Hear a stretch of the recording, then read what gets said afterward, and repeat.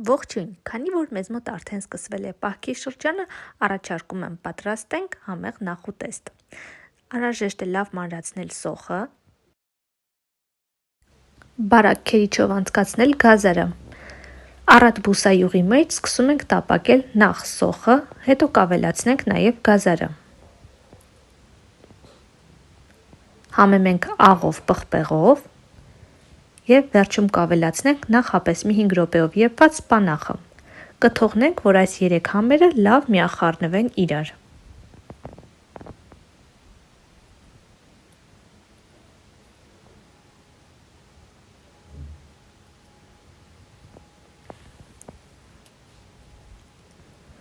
Վերցնում ենք լավաշը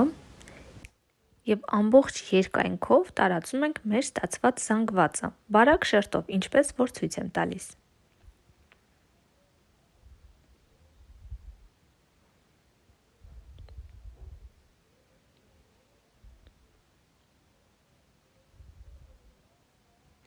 Եվ այսպես պտտելով ստանում ենք մեր ռուլետը։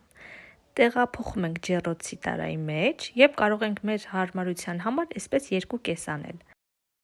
Ավելի խրթխրթան և կարմիր տեսք ստանալու համար ձիթայուղի մեջ ավելացնում ենք կարմիր և սև պղպեղ և վրձնի օգնությամբ մի լավ տարածում ռուլետի վրա։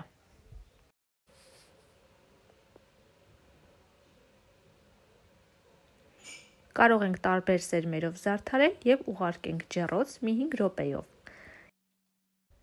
Եվ վերջ, մեր գունեղ համեղ նախուտեստը պատրաստ է։